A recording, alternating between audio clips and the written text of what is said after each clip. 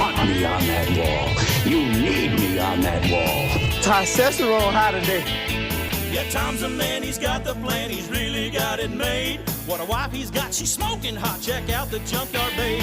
When everything is said and done, no one can beat his show. He's a high-tech redneck, Tony Soprano. If you love sports without the fluff, he's got the master plan.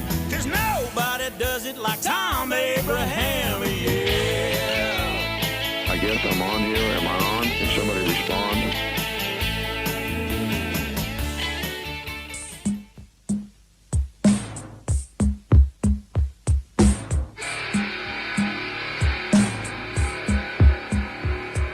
There they go, pitch on the way. He attacks and smokes one to deep left. This one's going supersonic. That is out of the ballpark. Whoa! Over the train tracks, it's 3-0 Atlanta. And Jorge Soler lands the first punch here in the top of the third inning. There's the 2-2 pitch. Dansby a rope to deep left field. That one's rising. Kiss it goodbye. A 2-run bomb by Dansby. And it's 5-0 Atlanta on the strength of 2 tape measure shots. One from Jorge, one from Dansby. And those are the 2 men who hit the big home runs the other night. 3-1, and this is hit to deep left center field. Back there towards the corner. Going Caray, and that's off the wall. Playing it off the wall now, the left-hander Bradley. Rounding third, heading for the plate, Soler. Make it 6-0. RBI double Freddie Freeman. 1-1 pitch. This is struck well to deep center field. Sprinting back as Caray spins around. That one is gone. And right on cue, Freddie Freeman with his 5th home run this postseason. And the Braves now lead it 7-0. And a 1-2 on the way. Got him swinging, strike 3. Slider low and in. That fans Carlos Caray in, 1 down. 0-2 on the way. Check swing, he went, strike 3. Technically, Max got himself 4 outs that inning, but it keeps him off the board. And he works around the air in the unfortunate non-review at the bag at first. 1-2. Have a seat. Swung on, missed. Went after a changeup down. 3-2 pitch. Strike 3 got him looking. Fastball pain at the bottom of the zone. I mean, right at the bottom of the zone. And the 2-2 again. Changeup got him looking. Maldonado walks between the umpire and the catcher. Maybe upset with the call, but it was a beauty. Great changeup, one of the best he's thrown tonight. There goes the runner. Swing and a miss, and the ball gets by d'Arnaud. He's retrieving it back by the backstop. Throw to first. Got it! Inning over. That went off the glove of d'Arnaud on the swing and miss. He had to chase it to the backstop and made a good throw to Freddie to retire Correa. 9 outs to get. And we go to the 7th. The Braves still up 6-0. 1-1 pitch. This is struck well to deep center field. Sprinting back as Caray spins around. That one is gone. And right on cue, Freddie Freeman with his 5th home run this postseason. And the Braves now lead it 7-0. 0-2. Come on now. Smith comes set of the tomahawk. 0-2 on the way. Chopper out to Dansby. Dansby throws to first base. Is this happening? It is! The Atlanta Braves are world champions! The Atlanta Braves have won the 2021 World Series in 6 games over the Houston Astros. Pure euphoria down on the field as they're bouncing all over the infield and in the booth. Celebration going on the field, and folks, this is what dreams are made of. And for the 2021 Atlanta Braves, the dream has come true. They are world champions in 2021. What an incredible moment and a wonderful time for all of us.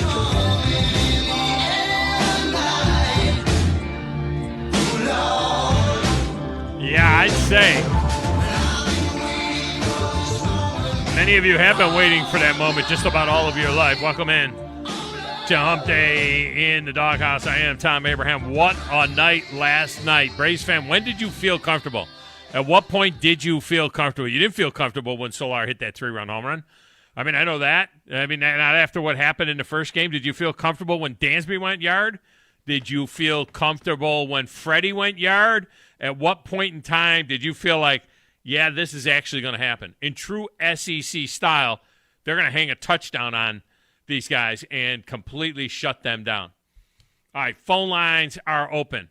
Feel free to jump in, 256-576-4977. You can also text the show at 7329-TA-SHOW. Now, look, if you want that, we'll do this EFT style. If you want that little production piece to commemorate the Braves winning the World Series in 2021, just send me a text with your email address, and I will email it to you. How about that? That'll be my little gift to the Braves fan. Maybe Grizz wants it, maybe he doesn't. I don't know.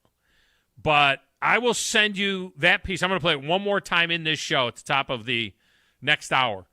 But if you want that, all you got to do is hit me up in the text window at 732-982-7469 with your email address. It's the only way I'm going to send it out, via email. Because I'm not smart enough to do it. I don't think I can text it to you. I don't know. Maybe I can. I don't know. But if you want it, let me know. I will send it to you because you deserve to have that. If you're a Braves fan. And you've been waiting all your life.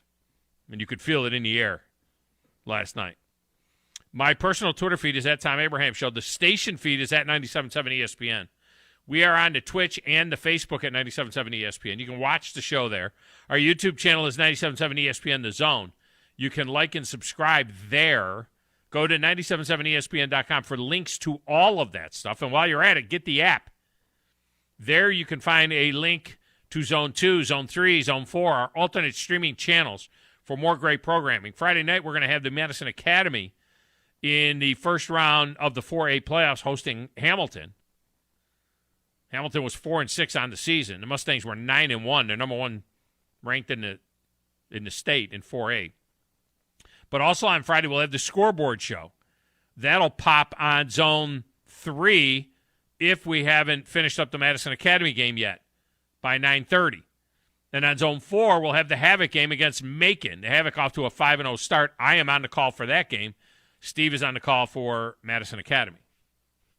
Now, coming up in a few minutes, Ryan O'Gara is in from Saturday Tradition to look at the Big Ten's position in the college football playoff poll with 3 teams in the top 10, 6 in the top 25. Of course, the SEC with the 2 top spots. But again, the only way Alabama and Georgia both make it is if the Tide get to Atlanta and then beat Georgia.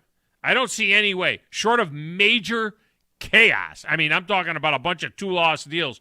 Short of major chaos, I don't see any way that a 2-loss Alabama team gets in. So those of you that are gnashing your teeth, oh, God, I can't believe they put Alabama number 2. Doesn't matter. Alabama can be 2, 3, 4, 5. If they beat Georgia, they're in. If they don't, they're out. End of story.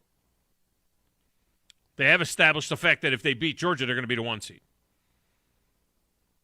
If they beat Georgia, Alabama will either be the 1 seed or the none seed. That's what's going to happen. They're either the 1 or the none. Unless something catastrophic happens to Georgia down the stretch, and we don't expect that to happen. And then there's the issue of Cincinnati. Can we argue that one until the Bearcats come home? But there is a Power 5 glass ceiling. And to be honest, it deserves to be there, especially this year. Remember, the American, they don't have any other ranked teams. I'd listen to your argument for a minute anyway if Memphis and Houston or UCF were ranked, but they are not.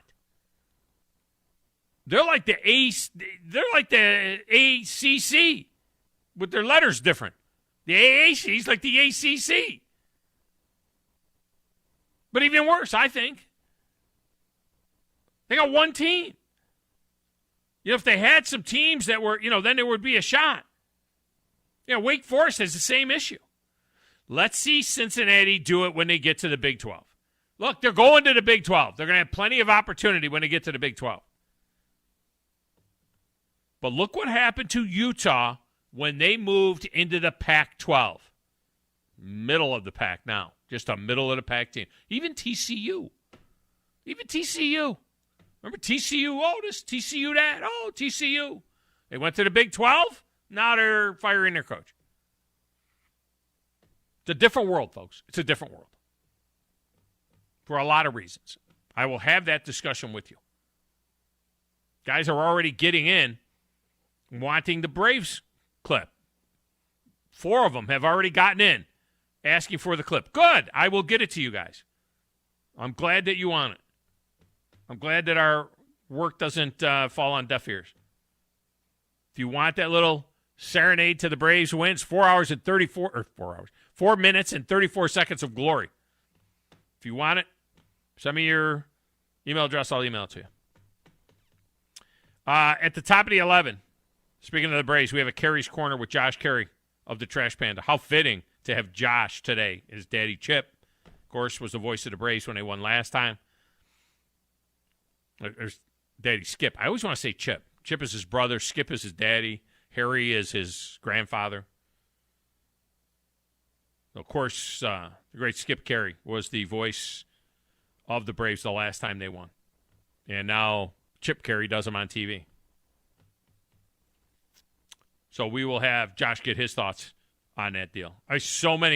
What a second half of the season. 4th time in franchise history, 2nd time in Atlanta to win. And just so many good stories. How fitting is it for it to happen on the road and for it to be a shutout and for Jorge Soler, a cast-off from the Royals, and then 2 Braves to the core, Dansby Swanson and Freddie Freeman, to put the finishing touches on that win. Freddie, of course, is having a Hall of Fame career. But how about Dansby playing for his beloved Braves? The team that he pulled for his entire life. He's born in Kennesaw. It's like a suburb of Atlanta. His dad is Cooter. Cooter Swanson is his daddy. Cooter. I mean, can you get more North Georgia than Cooter? His mom is the former Nancy Dansby. Try saying Nancy Dansby. That's her maiden name. And that's his middle name. Dansby's first name is actually Jim.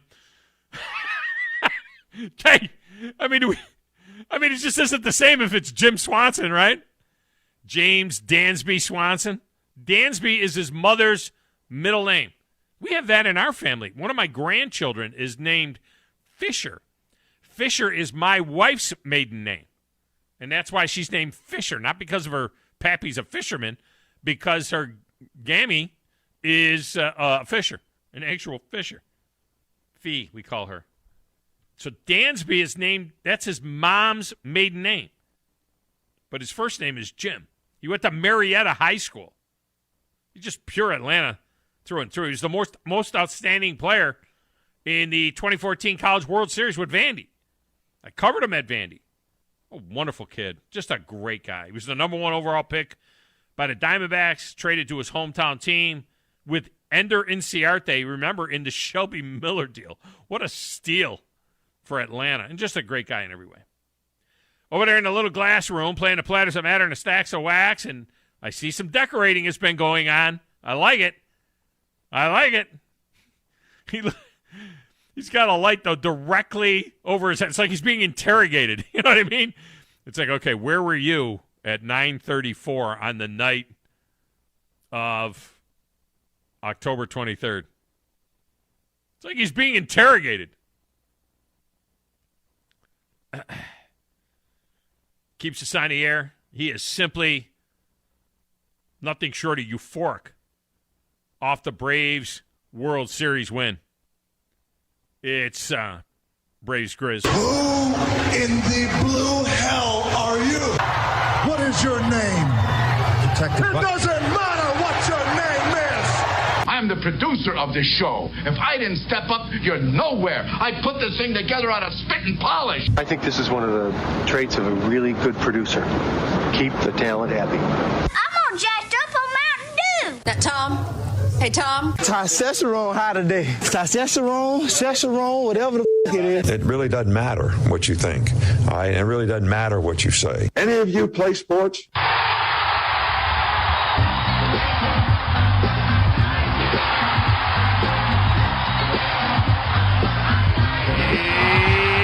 No Braves gear today? No Braves jersey?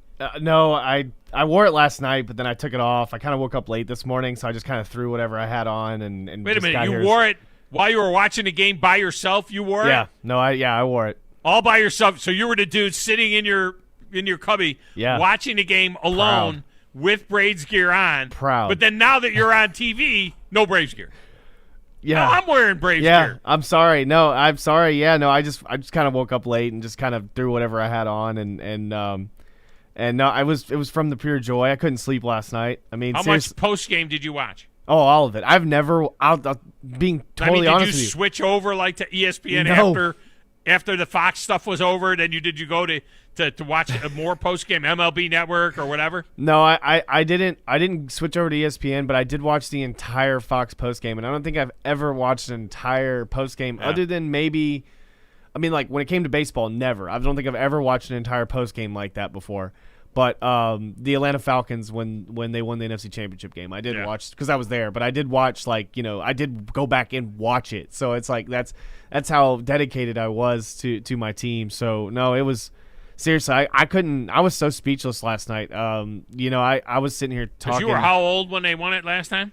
6. 6 years old? Yeah, do you remember anything about that when you were a little 6 years bit. old? Yeah, I mean, I grew up a big Chipper Jones fan, so I remember a good bit of it, but I don't I couldn't right now right off the top of my head what happened, but I seriously just, I mean, growing up seeing so many bad postseason games, seeing so many good teams that you would think were really going to do something and never did. It was just, for me as a baseball fan, like I've said before, a sport that got me out of a lot of crud in life, a sport that I truly love. I love baseball. It's crazy that I work here for 97.7 ESPN, that we're a Braves affiliate. I am a huge Braves fan. That's a shout out to my mother who, as soon as I was born, put a Braves cap on my head. I mean, I almost wanted to cry last night. I almost wanted to cry right now because, I mean, this is something like, Browns fans, teams that haven't had something for so long, and when you finally get it, you're like, oh my gosh, this is it. You know what I mean? They finally reached, the top. How do you feel about this compared to when last year when Alabama wins a national championship? Because they've been winning so many of them. Well, last year, here's the thing about last year. I never really had doubt in the Alabama team. All right, then go back to 2000.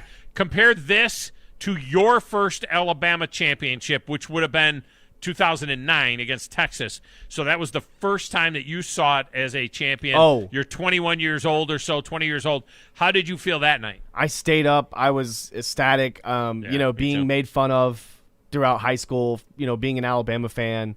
I went to so many friends' houses to go watch, Tennessee, Alabama. Tennessee, Alabama. We're talking Tennessee, Alabama beating Alabama. And 9 years in a row. Yeah, and then Auburn 7 or 6 was 6 or 7 years in a row. 6 years in a row with Auburn. So I mean, it was constant all the time growing up in high school, just getting made fun constantly. And then now it's just the shoes on the other foot. But I don't go out of my way to because I mean, I guess in the last 6 or 7 years, I would say that the hate for another team never was there or hasn't been there. And so now working in the business and kind of going to the games and being at Auburn games, it's a lot of fun. The experience is amazing. Being able to cover this sport is truly a great job, and I'm blessed to have it. And so when I'm nowadays, I don't feel hatred to an Auburn fan just because I sat there as an Alabama fan during the Iron Bowl in 19 and had to keep my mouth shut. You know what I mean? So it was just watching Double Doink really hurt my brain a little bit. Oh, you should have been there for Kick Six. I mean, I was on national radio during Kick Six, and I was like, all right. Grumpy says he was comfortable last night at the start of the 9th inning. Over the year that the Astros had more hits than strikeouts, they were a very dangerous team. When did you feel like, they got this? I think the 7-0 pull away. I think once at 7-0, you felt like, okay. Yeah, once the 7-0 happened, because okay, so when it was 5-0, I was kind of like, all right, this is just like the game before. You know what I mean? It just felt so much like the game before. Although it was much later. Exactly, but it was in the fifth or sixth. But the way that it fifth inning was, or amazing. I guess the 3-0 shot by Soler too. Like as soon as that went gone, I was thinking, oh, this is Duval.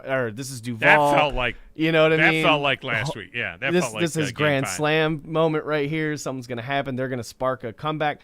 But you saw the fans. It felt so good as a Braves fan watching Red Sox fans and other fans come into Truist Park and just absolutely be louder than the home base. And you sat there and listened to Braves fans do the chop, yell out Freddie Freeman. There must have been 10,000 Braves fans. Oh, Did you see oh in the my post gosh. game when they all gathered around? Yes. I would say it was probably 8,000 to 10,000 Braves fan. It was. I mean, there were probably more people at the Braves at Truist Park for the game than there were at the stadium. Truist Park was packed, and they and had, outside. And outside. I think Tremendous. the last home game was like there was like 100,000 people at the game, over 100,000 people. I'll tell you when I felt comfortable. I still have watched chills it right now.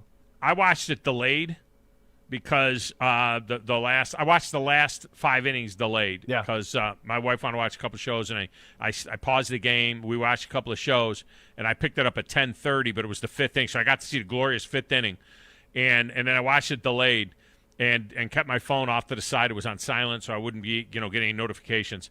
And then at the game, and then when the game ended, it was actually like an hour after the game had ended, so it was like 11:30, 11 something like that. Yeah, it was like 11:15. I was up. I picked up the phone. I picked up the phone and I looked at my MGM app, and I was comfortable once I saw that they had paid off the series. But I was like, all right, it's good. It's in the account. It's good. Now that I've got it, I'm good to go.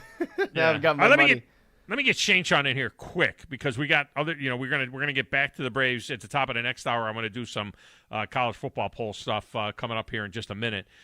Shane Sean, welcome in. How are you? I'm good. First off, is the first Braves World Series win. I was a freshman in high school, and they won the series 4-2. And now that I'm 42, they won the series 4-2. That was pretty neat. Yeah, it was awesome. And I would trade an Alabama. I would definitely forfeit an Alabama championship this year for the Braves to win a World Series. I promise you.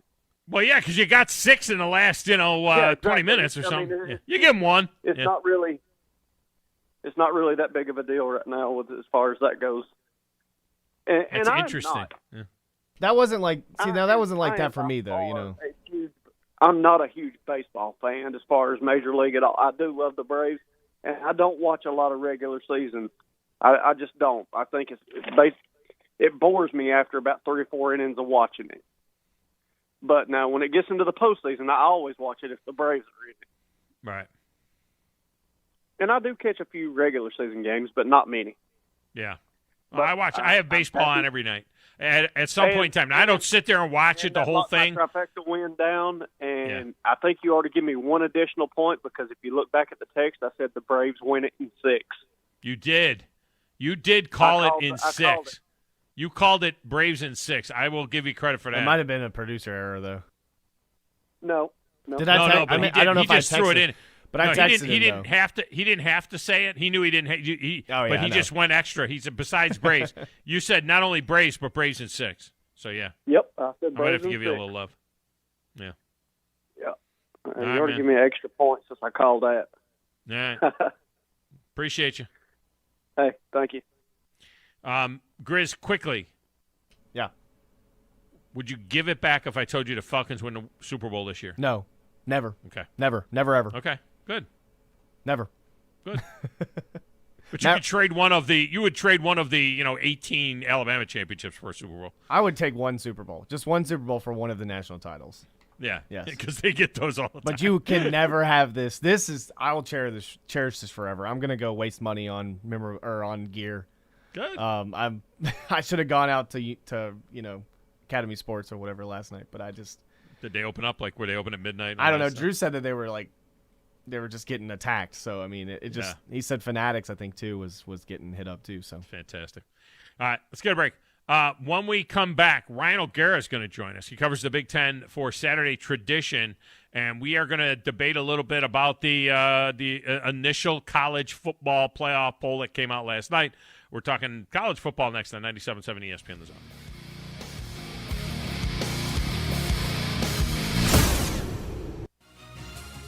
You're listening to the Thom Abraham Show on 97.7 ESPN The Zone. This is Brent Musburger's VSiN Action Update on 97.7 ESPN The Zone. Simple Green is perfect for making your auto, RV, cycling, boating, and other sporting equipment look like new. Visit them at simplegreen.com. College football, a top 15 matchup in College Station Saturday. Number 12 Auburn at 13th ranked Texas A&M. The Tigers a 4.5-point road underdog. Number 3 Alabama heavy favorites over LSU at home, minus 29.5. NBA tonight, the Hawks at the Nets. Atlanta a 5.5-point road underdog. The over-under 219. For the undisputed middleweight boxing championship, the WBA, the WBC, WBO, and IBF titles, Canelo Alvarez will face Caleb Plant. Alvarez pound for pound the best fighter in the world, minus 1,000. Plant a plus 600 underdog. I'm Trey Westerberg, 97.7 ESPN The Zone. Valley Equipment Rental. Pretty self-explanatory name, no? Thom Abraham here. And look, Valley Equipment Rental is all over the Tennessee Valley, and they rent equipment, all kinds of equipment, and not just to the contractors out there, but to you, the general public, as well. Need a skid steer or an excavator? Well, they've got over 40 units to make sure they've got one for you. From huge boom lifts to miscellaneous hand tools, it's at Valley Equipment Rental on the South Parkway. And soon, they'll have a second location to handle even more equipment. More on that to come. Hey folks, this is Arthur Seaton, managing partner at University Kia, here letting you know we are proud supporters of Madison Academy football. Stop into the University Kia today and shop our large selection of new Kias, including the all-new Telluride 8-passenger SUV, the stylish new K5, and sporty new Seltos. Visit universitykia.com to view all our great offers and get pre-approved in minutes so you can drive home your new Kia today, because we want to see you in a Kia. Go Mustangs! TOC Sports has been there for you. Now, you're probably asking yourself, what does that mean? It means for more than 20 years, Alabama's largest orthopedic group has been there providing coverage and care to more schools and student athletes in the Tennessee Valley than any other group. It means whether you are the star football player, the all-region volleyball ace, or someone who hurt their knee in a weekend pickup basketball game, TOC Sports physicians are proud to have the opportunity to care for all your orthopedic needs. It means for parents, coaches, athletes, desk jockeys, or even weekend warriors, TOC Sports physicians continue to meet and exceed the orthopedic and sports medicine needs of our community. But most importantly, during these challenging times, we're here for you now, and will continue to be here. So as long as there are players on the field, games to be played, and contests to be won, the orthopedic specialists from TOC Sports will be ready to help. We don't know what the future holds, but you can count on the TOC Sports team to stay committed to you, so you can stay in the game. Call 256-539-2728 today and ask to see a TOC Sports physician. Check them out online, also Facebook, Twitter, and Instagram. If you're ready to lower your utility bills, it's time to call Eagle Insulation. Eagle can handle it all. Attic re-insulation, insulation removal, wall insulation, and new construction insulation, commercial and residential. Our primary goal is to save you money, and lots of it. Typical clients realize their return on investment within 3 to 6 months. That means the re-insulation actually pays for itself and then some. See if we can help you. Contact Eagle Insulation today, 256-755-1556, or log on insulatewitheagle.com. You've got to experience Toyotathon at Bill Penny Toyota. They've got the selection with over 700 new Toyotas to choose from. And they've got the extras with Bill Penny perks and a 10-year unlimited warranty. So get on over to Bill Penny Toyota today and experience Toyotathon. Bill Penny Toyota in Huntsville and online at BillPennyToyota.com. Bill Penny's Toyota 10-year unlimited warranty is valid through the 10th year of ownership. Valid on new vehicles only. See dealer for details. This is Wes Neighbors talking to Chris Haygood of Bob Wallace Appliance. Chris, what sets you apart from other appliance dealerships? Wes, these appliances are going into the most used room in your house, your kitchen. The way we have these appliances displayed, it's easy for you to visualize how they'll look in your home. Wes, what sets us apart is the people. They're well trained. In fact, they live and breathe these appliances. And if you need service, you'll really appreciate our parts department. Contact Bob Wallace Appliance at 256-533-2121. This is Eli Gold, voice of the Alabama Crimson Tide.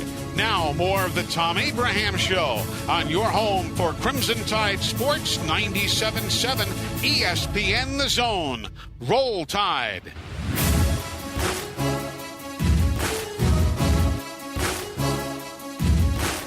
And welcome back to Thom Abraham Show. The segment brought to you by North Alabama Mortgage. You know, North Alabama Mortgage, it's all about people. You're dealing with Brian Hamaker over there. He's the guy that you can talk to. They're local folks, and you know you're getting bombarded right now with offers to refinance your house. Forget about all that stuff. Throw that mail away and go to NorthAlabamaMortgage.com. They serve all of Alabama, Tennessee, and Florida with conventional VA, FHA, and USDA loans. It's North Alabama Mortgage and NorthAlabamaMortgage.com. Joining us now from Saturday Tradition, does a tremendous job covering the Big Ten, who had, a total of 6 teams in the top 25 with 3 in the top 7.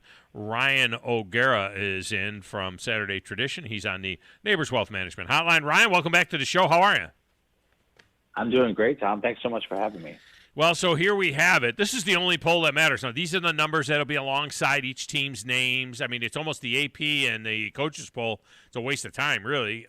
These are the polls. These are the numbers that'll be there. And I thought it was kind of fascinating the way it came out. And you got to say that the Big Ten got a lot of respect. Michigan State at 3, Ohio State at 5, and Cincinnati, everybody's group of 5 darling, right now on the outside looking in. And, of course, Ohio State and Michigan State, just like Georgia and Alabama, they'll have to play each other. So that's, that's certainly part of the mix as well. Yeah, I think everybody gets all up in arms about these rankings, and it's purely for the sake of some drama, and I love it. But this will all play itself out. I mean, like you said, Michigan State, Ohio State, and Michigan. Ohio State has to play both those teams. Michigan State and Ohio State, are going to meet in what's likely going to decide the East and possibly who ends up in the college football playoff. So it's all going to play itself out, but it is fun, extremely fun to talk about here. And I always say this about it. It is interesting that they throw it out there. It's almost dangerous for them to tell us what they're thinking. We don't get this in March Madness. We don't get with a quarter of the season to go. We don't get the committee giving us the way they're thinking about the 68 teams and so on. They do that one little thing now where, they kind of give you a thumbnail sketch of what the top 16 would look like. But this week in and week out ranking of the teams, without this being, without the cake being fully made, it is, it does add to the drama. But it really is almost useless because we do have all of these teams playing each other. Yeah, and they're certainly going to change here moving forward. I did think it was interesting, though, where Cincinnati wound up. To me, that was an indication that they're really not going to have much chance. Like, how are they going to leapfrog Ohio State when Ohio State still has a chance for 2 top 10 wins, and Cincinnati already played its biggest game of the year at Notre Dame? So that to me was a clear indication of what they're thinking. So in that regard, it's valuable. I really liked them ranking Oregon ahead of Ohio State. I just think that head-to-head matters. And Ohio State, like I said, has a couple great chances for wins, so they might end up leapfrogging them anyways if Oregon sputters. But, I do like how the kind of messages they sent with Oklahoma, barely winning so many of these games. You got 3 Big Ten teams ahead of Oklahoma, which is a tremendous sign of respect. Even Michigan, which just lost, is still ranked ahead of Oklahoma. So from that perspective, I do think it's kind of interesting to see, what they're thinking. But yeah, a lot could change. Would you agree, though, that a 13-0 Oklahoma is going to get in? I mean, that's the team everybody's got to look over their shoulder at, depending on how things play out. There's no way that if Oklahoma runs the table that they don't jump all the way into this deal with, I think, the SEC champion. And if Alabama beats Georgia, they're going to have to put both of them in. And it feels like it would end up being the Big Ten champion. Even Oregon would have to be looking over their shoulder if they win the Pac-12 championship. If Oklahoma plays the way they did against Tech and they can go on and run the table, I don't see how they would keep a 13-0 Oklahoma out. That's their shot.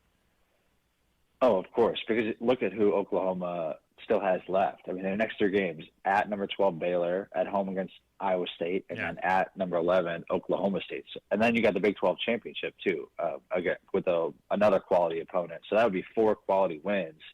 You know, Iowa State obviously started the season in the top 10 and was recently in the top 25. So that's a lot of opportunities for quality wins. So yeah, Oklahoma will definitely be, if they went out against that schedule, they'll definitely be in. Ryan O'Gara with us here talking about the way the first college football playoff poll came out and the impact in the Big Ten. I agree with you on Oregon and Ohio State in as much as that they did play each other, and it was at the Horseshoe, and Oregon got that win. On the other hand, it's almost kind of weird. Their loss against Stanford is awful. I mean, their loss against Stanford is a lot worse than Ohio State's loss against Oregon, but it was against Oregon. So, it'll be interesting to see. I mean, they've got Washington at Washington. They got Washington State at home, Utah, and Oregon State. So it's not a brutal schedule, plus the Pac-12 championship game. They can end up 12-1 and maybe end up getting passed by everybody, it seems like, down the stretch. I mean, right now they're getting that love, but if Ohio State finishes off by beating people like Michigan State, Michigan, and the Big Ten championship game, Ohio State's going to end up back in front of them, I feel like, at 12-1. I feel like 12-1 Ohio State is better than 12-1 Oregon, even though Oregon would have that victory against Ohio State. You're probably right. That's probably what will happen. I don't like it if it does, though. I just think that the head-to-head has to matter. I don't think it's the end-all, be-all, like what Kirk Herbstreit always says is the body of work. And I get it. I get that, but I do think that one of the cool things about college football is every game is supposed to just be all or nothing. It's supposed to mean something. That's kind of the excitement of the regular season. That's why we love the college football regular season rather than the college basketball regular season. Because those games, you could lose your season on one game. And if that's the game, that ruins Ohio State's season, then so be it. That's the danger of not having an experienced quarterback in week 2, where you don't have someone who's ready to go, where the offense has obviously improved throughout the year and the defense has as well. But, if you're not ready to go in week 2, that's why we love college football, because that can ruin your season. That's why every game has to matter. So I really think that the committee should hold strong and keep Oregon there, but I'm assuming Ohio State will probably eventually jump them if they win convincingly against Michigan and Michigan State. That they probably will jump them. And Michigan State. Now, the thing with Michigan State is, Vegas would tell you that Ohio State would be a favorite over Michigan State on a neutral site, but Michigan State has run the table. They got the quality win against Michigan, and then there's Michigan, which is hoping for chaos. Michigan, if they were to figure out a way to win out, they would eliminate Ohio State themselves, but they might not go to the Big Ten championship game. They could tag Ohio State with their second overall loss, but still end up 8-1 in the overall in the Big Ten. Would have lost to Michigan State. Michigan State would have to have beaten. Well, if Ohio State beats Michigan State, they end up 8-1 in the Big Ten as well. And then you've got a 3-way tie in the East. Their schedules against the East are all the same, so that we're going to work our way down to tiebreakers, and it's going to come down to who did they play in the West, probably. So you wonder whether or not there's a scenario where Michigan State or Michigan could end up 11-1, not in the Big Ten championship game, and still get playoff consideration.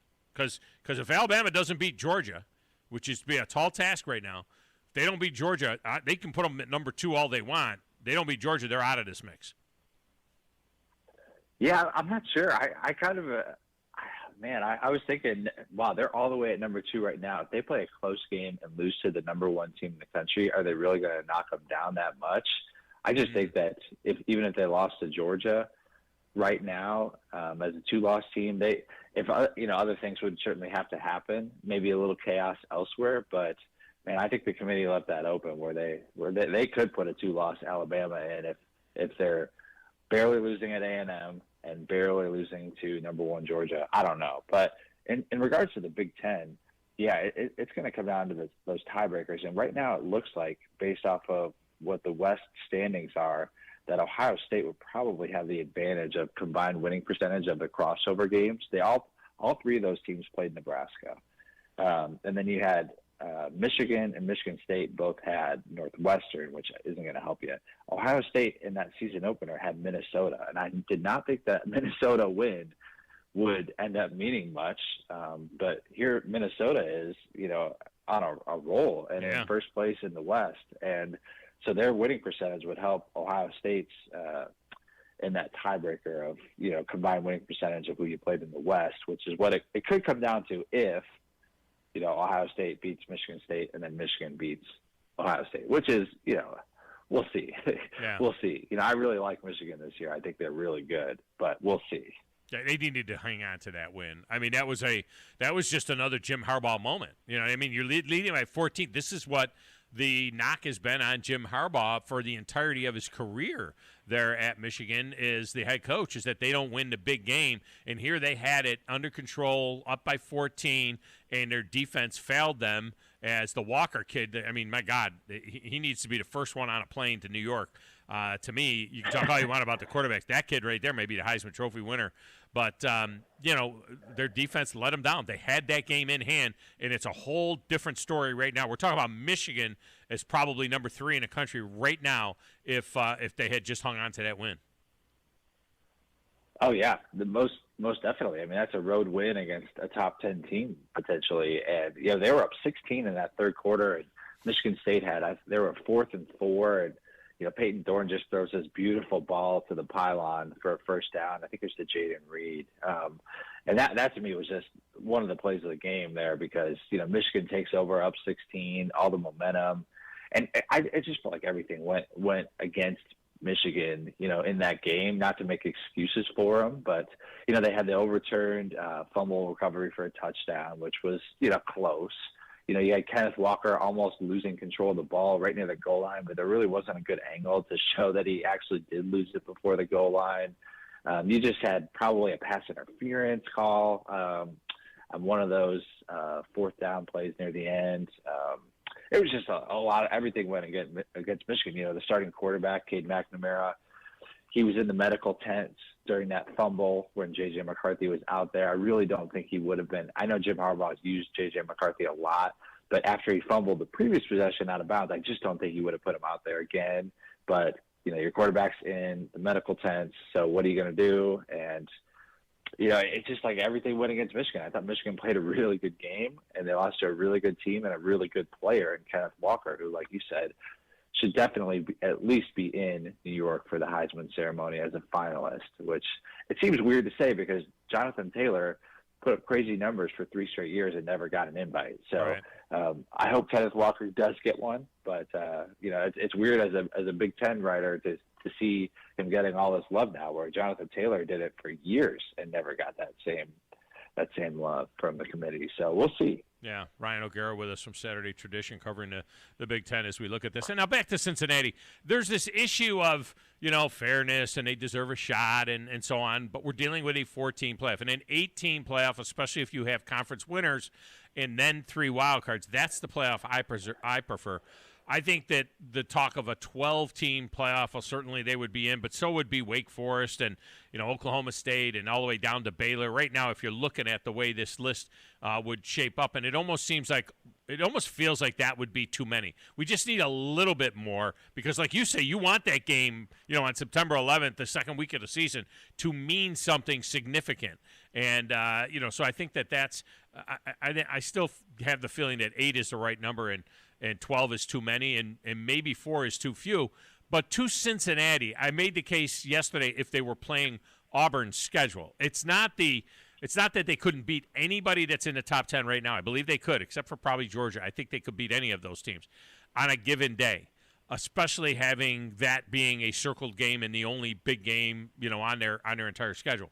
But if they were playing Michigan's schedule even, at Wisconsin, at Nebraska. Maybe those aren't great teams, but those are games with 80,000 people. Those are stressful games. These are kids. Things go wrong. Then you go at Michigan State, at Penn State, and then you go at Maryland, who could score points, and then you finish with Ohio State. You can't tell me that Cincinnati doesn't drop a couple of those games, if not 3 of those games, if they're playing that schedule. And I think ultimately that's what the committee is dealing with, saying that, yeah, I get it.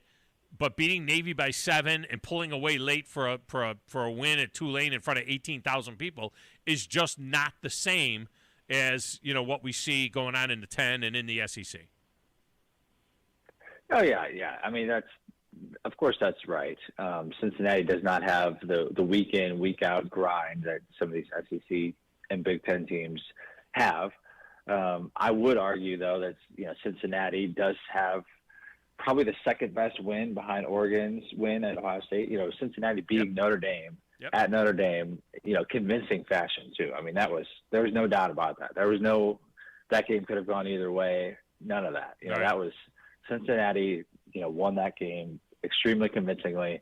So I would have liked to have seen Cincinnati at least start at 4. I know they're going to get passed by Ohio State eventually. But I would have liked to have seen them start at 4. And, Cincinnati really needed Indiana to be good this year. They needed Indiana to be a top 20 team like they were in the preseason. But Indiana is winless in the Big Ten. Indiana's been hurt by some injuries. Indiana's played a tough schedule. But they needed Indiana of 2020 to show up the rest of the year, and that just has not happened. So that win doesn't even matter, really, unfortunately, for Cincinnati. Notre Dame probably will go 11-1, it looks like. I mean, the rest of their schedule is pretty easy. So that would be good for Cincinnati, but I just don't think there's going to be enough chances for them for more quality wins. SMU wasn't ranked in the first rankings from the committee, so it just doesn't seem like it's going to happen. And Cincinnati, it does seem kind of like a media fascination with them. They're second in the AP top 25, and then the committee has them at 6. So it's like there's definitely a difference in opinion there where, media loves Cincinnati. They want to see something that's never happened before, and I get it.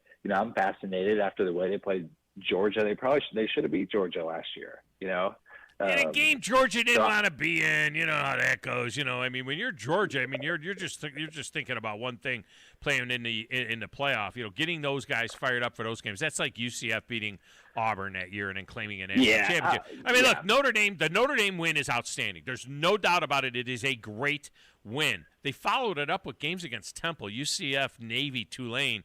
I mean, nobody else gets to do that. They didn't go from beating Notre Dame to playing at Texas A&M and then playing Arkansas at home and then playing Georgia and you know what I mean, or Michigan State and then Ohio State and then going to Penn State and then going to Wisconsin. That's what I'm saying, is that it's the cumulative effect that quality teams are going to trip you up somewhere along the line. They're not going to take anything away from them with that win, but that's one game and then the rest of this schedule, and I always look to Vegas too. I mean, Vegas would have Cincinnati would be a significant underdog to all of those teams that are ahead of them if they were playing on a neutral field. They just would. They could win them, but they would be an underdog.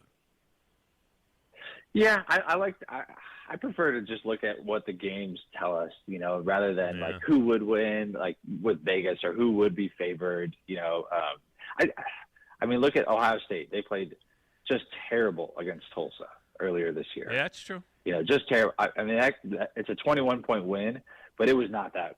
It was not that lopsided. I mean, it was a close game. I mean, it was a one-possession game in the second half for the majority of it. I mean, it was a close game. So I don't know. I don't necessarily agree that we should hold Cincinnati to this standard where they have to win every game by 40 points just because they're not a Power 5 team. But I know what you're saying about the cumulative effect of playing these big bruising teams like a Wisconsin or an Iowa or Penn State, week after week, where those teams, those guys are just bigger. They wear you down. And, Cincinnati will be moving on here eventually to the Big 12. And so they'll get a taste of that. Well, don't you think atmosphere means something too? Tom Luganbill told us earlier in the week, because he's on the sideline for these games every week, that the atmosphere is a big deal too. I mean, going to Tulane and playing in front of 18,000 people on the road. I mean, hell, there's more people than that in the bathrooms at Penn State or at Auburn or at Alabama or Georgia or something like that. I mean, that's part of it too, because you're talking about 18 to 21-year-old kids and how do they react in those environments. And that's the other thing. Cincinnati just doesn't play in those environments week in and week out. The Tulsa game for Ohio State came off the heels of a very disappointing loss to Oregon. They sleptwalked their way through a 3-touchdown win. We'll see what happens when Cincinnati plays Tulsa. I expect they'll handle them pretty easily. But, without really having their Big Ten schedule outside of that Minnesota game, with that Big Ten schedule looming and so on, that's the thing I talk about is that these kids, the emotions of the kids, in some of these Power 5 conferences, it's so difficult to get up week in and week out. Yeah, and Ohio State's schedule to close, too, is just, Purdue's played really well this year. So that's no cakewalk either. Purdue's defense has been outstanding. I don't think they can score enough to keep up with Ohio State. But, those Purdue, Michigan State, Michigan, those are Ohio State's final 3 games, and 2 of them are at home. And Nebraska's got a terrific defense. I was going to say, well. watch Nebraska bite him in the ass this week. Yeah, that's probably the only way Scott Frost keeps his job is pulling an upset like that. But yeah, Nebraska's defense will beat you up too. That's a tough defense. They just can't score points. Yeah. They just make too many mistakes. But yeah, that game could beat Ohio State up a little bit too.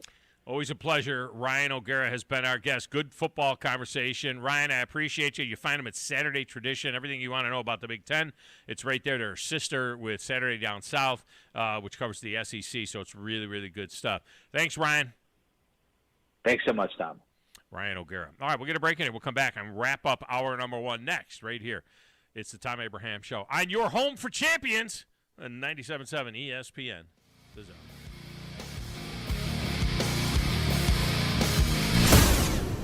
Never mind fall and football being in the air. We want to taste it. And never mind not being able to tailgate at the game. Let's create the ultimate barbecue experience in your own backyard. You said it, Foster Brooks, and that's where Brooks & Collier comes in. Big selection of outdoor furniture. And a big selection of grills and smokers like Traeger, Big Green Egg, Blaze, even DCS, and more. This is the good stuff. And Paul, we definitely got the accessories. And remember, we deliver. Visit us at 813 Meridian Street and shop online at brooksandcollier.com. Ann Adams with Berkshire Hathaway Rise Real Estate is the one name to know if you're buying or selling real estate. With years of local experience, Ann Adams offers buyers in-depth knowledge of the local housing market and will narrow available properties down to those you'll be interested in so you can save time when shopping for your new home. If you're ready to sell, Ann offers a seamless process using accurate pricing and expert negotiation skills to make sure you get a fair price for your home. Call Ann Adams today at 256-337-2625 or log on bhhsriserealestate.com. In 2 years, you can have a career that makes sense for you. Skill up and earn a living working with your hands, or work on the front line of computer information systems and cybersecurity. Get a degree that lets your healing heart take care of people. Help design and manufacture the most advanced cars, machinery, or even aerospace components. In just 2 years, great careers are within your reach at Drake State Community and Technical College. Visit drakestate.edu to apply.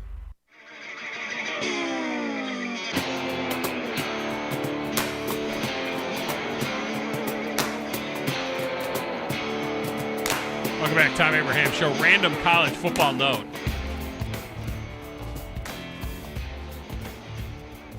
Miami is expected to hang on to Manny Diaz, and one of the things that's coming out of the university is that money will not be an object. They're going to improve the facilities. They're going to do everything in their power to give Manny Diaz every opportunity to win there. Now, he does have a couple of wins the last couple of weeks over ranked teams, so if they don't completely melt down, they want to keep their young freshmen in there. They've been playing better ball, and so it looks like Manny Diaz is going to survive at Miami. But buried in the story is this note as to why money is not a factor. Miami's U Health program, the hospitals and all of that kind of stuff that Miami runs, they are making enough profit to help cover some of the bills. Under the previous administration, the athletic department had to cover their own nut, but no longer. And according to year-end financial statements for the fiscal year ending May 31st, 2021, University of Miami profited $432 million, including a $400 million increase in net patient revenue from 2020's fiscal year from hospitals and clinics. You wonder why we're paying so much for health insurance premiums. They made $400 million. Josh Carey's next. Happy holidays don't just happen on their own. You make them happen with a little help from new appliances at the Home Depot. Because warm wishes won't roast that turkey. You'll want a new convection oven for that. An air fryer will help make the season light and delicious. And while you're at it, consider a new LG or Samsung fridge that's big enough to hold all kinds of Christmas cheer. Make the holidays yours with the season's best savings on top appliances at the Home Depot. How doers get more done. Hey there, Bob Baumhauer here. Baumhauer's Victory Grill is your big game headquarters all fall long. And with our new fall features, every day is game day at Baumhauer's Victory Grill. Try our pregame starters, including our homemade onion strings, always fresh hot lips, and our all-new Buffalo Dippin' Chicken appetizer. Our main events include incredible chicken, fish, and shrimp selections, always featuring local Alabama Gulf seafood. And don't forget our Sunday Blitz, 11 to 6. Baumhauer's Victory Grill. Legendary fun, legendary food. It just works. Picture this. You're at home, doing whatever it is you do. Then, pow! The power goes out. Then what? Well, at my house, life goes on. We have a Generac automatic home standby generator from Current Electrical and Generator Services. For your home security and peace of mind, get a free personal consultation on how a Generac automatic home standby generator can protect you. Current Electrical and Generator Services. Call or visit us on the web at HuntsvilleGenerators.com. You've got the power. Orange is the color of power, of progress, the color of Kubota and Huntsville Tractor and Equipment. Those who need to get things done, trust Kubota's L and M Series tractors, zero-turn mowers, the fun sidekick, from one of the top dealers in the country. More than 50 years of family service, every part in the book, and folks who know what to do with them. You'll be seeing orange with Huntsville Tractor and Equipment. Come on, let's go to work.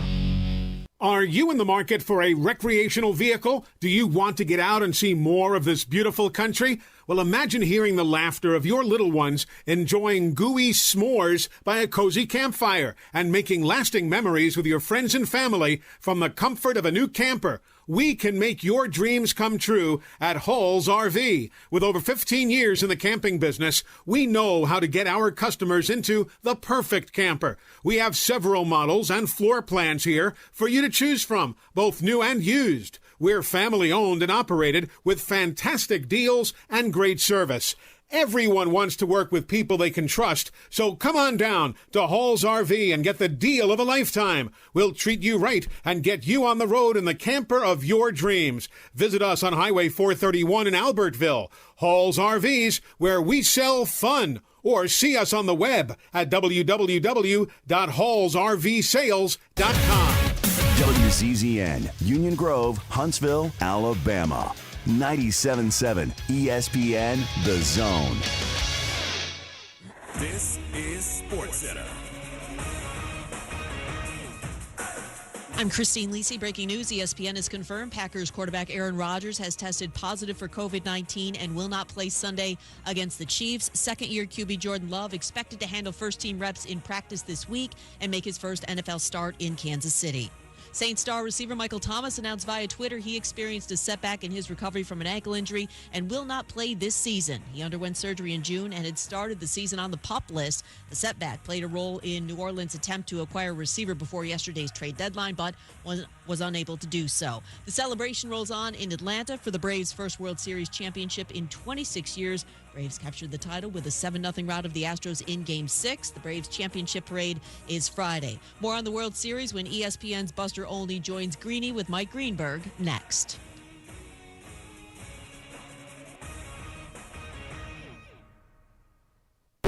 Two 256-576-4977. Hold it, hold it! That's 256-576-4977. You need to be more like a dog. Like what you guys are doing. You've got your fingertip on the pulse of your listeners. Guys know what they're talking about. Be a dog. God bless the show. You are the Messiah. We need more dogs. This is the best show on radio. The big dog, Thom Abraham, is here with you. Hey, I see you. I see you, dog. So settle in and get your bark on. That's my dog. Now live. Here he is, the big dog. Let's go, baby! Thom Abraham. How you doing? How you doing? How you doing? How you doing? How you doing? How you doing? How you doing? Look, I don't speak Spanish. I don't know how to say this, so I'm going to choose my words very carefully. I think you're a psycho. Do you know who I am?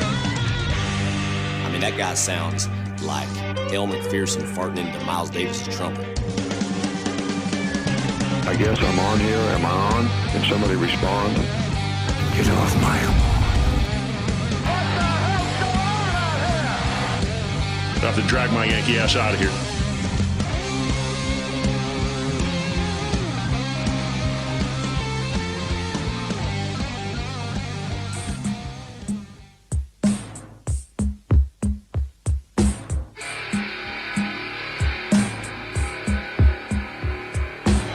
Go, pitch on the way. He attacks and smokes one to deep left. This one's going supersonic. That is out of the ballpark. Whoa! Over the train tracks, it's 3-0 Atlanta. And Jorge Soler lands the first punch here in the top of the third inning. There's the 2-2 pitch. Dansby a rope to deep left field. That one's rising. Kiss it goodbye. A 2-run bomb by Dansby. And it's 5-0 Atlanta on the strength of 2 tape measure shots, one from Jorge, one from Dansby. And those are the 2 men who hit the big home runs the other night. 3-1, and this is hit the deep left center field back there towards the corner. Going Siri, and that's off the wall. Playing it off the wall now, the left fielder Bradley. Rounding third, heading for the plate, Soler, make it 6-0. RBI double Freddie Freeman. 1-1 pitch. This is struck well to deep center field. Sprinting back is Siri, spins around. That one is gone. And right on cue, Freddie Freeman with his 5th home run this postseason. And the Braves now lead it 7-0. Now 1-2 on the way. Got him swinging, strike 3. Slider low and in. That fans Carlos Correa, 1 down. 0-2 on the way. Check swing, he went, strike 3. Technically, Max got himself 4 outs that inning, but it keeps him off the board. And he works around the error and the unfortunate non-review at the bag at first. 1-2. Have a seat. Swung on, missed. Went after a changeup down. 3-2 pitch. Strike 3 got him looking. Fastball pain at the bottom of the zone. I mean, right at the bottom of the zone. And the 2-2 again. Changeup got him looking. Maldonado walks between the umpire and the catcher. Maybe upset with the call, but it was a beauty. Great changeup, one of the best he's thrown tonight. There goes the runner.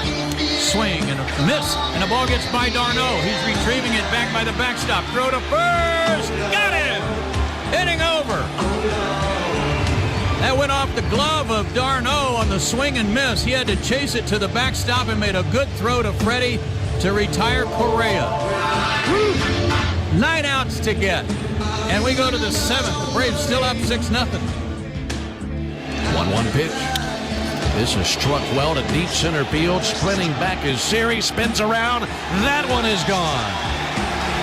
And right on cue, Freddie Freeman with his 5th home run this postseason. And the Braves now lead it 7-0. 0-2. Come on now. Smith comes set of the tomahawk. 0-2 on the way. Chopper out to Dansby. Dansby throws to first base. Is this happening? It is! The Atlanta Braves are world champions! The Atlanta Braves have won the 2021 World Series in 6 games over the Houston Astros. Pure euphoria down on the field as they're bouncing all over the infield and in the booth. Celebration going on the field, and folks, this is what dreams are made of. And for the 2021 Atlanta Braves, the dream has come true. They are world champions in 2021. What an incredible moment and a wonderful time for all of us. Oh, yeah, baby. We can feel it coming in the air tonight, last night, that's for sure. Well, there you go. A little homage to the Atlanta Braves. By the way, we've sent that out to a... Grizz has got a perpetual smile on his face. He can't get rid of it. If you want it, I told you at the top of the show, I've sent it to several people so far. a little gift to you. If you want it, I will send you that production piece. All you have to do is text me your email address, and you will have it, and then you can keep it for prosperity. Hopefully it won't be another 25 years or so before they win another one of those deals. But you can hit me at the text window, 732-982-7469. Text me your email address, and I will shoot that to you, and then you can have that as well. All right, fittingly, joining us now. I mean, his daddy was the voice of the Braves for years and years, and the last time they won the World Series back in '95. Of course, his brother, currently the TV voice of the Braves as well. He is the one and only Josh Caray from the Trash Pandas, and he's joining us on the Neighbors Wealth Management Hotline. Josh, welcome in. How are you? Oh, I'm doing good after last night, boy. What a day to be alive, and what a day to be a Braves fan and Braves follower. It's a great day. So I'm just happy to be on with you talking about it. It is a great day, and it's fascinating because you and I had so many conversations leading up to the playoffs even, and saying, well, yeah, they're making this move, they're making that move, but it seems futile because the Giants, because the Dodgers, because the Brewers, and they just kept winning and winning. And who would have thought that it would be this Braves team, an 88-win team, after all of those great teams in the 90s and all of those great teams in the last couple of years, and what the projection was for this year. This was supposed to be a 98-win team, but an 88-win team, and yet with a bunch of cast-offs, misfits, rent the Braves, and some great homegrown guys, they get it done. What a deal! What a story! Yeah, and I think back to what we were talking about last week, that they just kept playing day to day, game to game, pitch to pitch, at bat to at bat, and suddenly you looked up and you realized that since August, this was the best team in baseball. And so, yeah, you're right. They only won 88 games, but they got hot at the right time. And it's very akin to what happened with the Nationals 2 years ago. And they also beat the Astros. But, pound for pound, I thought the Astros were better than the Nationals. But the Nationals were playing better baseball. I still think pound for pound that the Astros are better than the Braves. But the Braves are playing better baseball. And so when you have a team that's playing hot and a team that's playing pretty good like Houston was, the team that's really hot like Atlanta is going to win. And if I can just take it a step further, I think back to the 90s and all of those Braves teams that came so close. I would say there were about 4 or 5 years in there where Atlanta was defeated by an inferior team. Mm-hmm. But the team they were playing just happened to be playing better baseball when Atlanta took them on, which is what always happens in October anyway. But the point I'm making is you can take a 162-game season and you can be the top dog through those 6 months. But, boy, you get down to 1 week in October and you're just a little off. That's where a team can come in and knock you off. And that's what happened. And for this past week, I don't know if Atlanta is over 6 months better than Houston, but for 1 week they were, and that was the difference. The Braves last year after the tournament that the Dodgers won, and I'm going to always call that the tournament that the Dodgers won, a 60-game qualifier for a tournament, because we saw in this year what 162 means. The Dodgers didn't have all their horses because it's hard to keep a team together and not have major injuries, and the Braves had major injuries as well, but it's over 162 that legitimizes a World Series. So I'll call them the tournament champions. But last year on this date, after that series was over last year, the Braves were listed behind the Dodgers, Yankees, Padres, and Rays in that order to win this year's World Series. So they were 12-1 at that time. Right now, the new odds have come out for the 2022 World Series, and the Braves are listed at 11-1, just behind the Dodgers, Astros, and Yankees. Can you make the argument that the Braves really have an excellent opportunity to go back-to-back, and they could actually be a better overall team, regardless of what happens in the playoff? They could be a better overall team next year with everybody back and healthy. Yeah, I mean, you can definitely make that argument.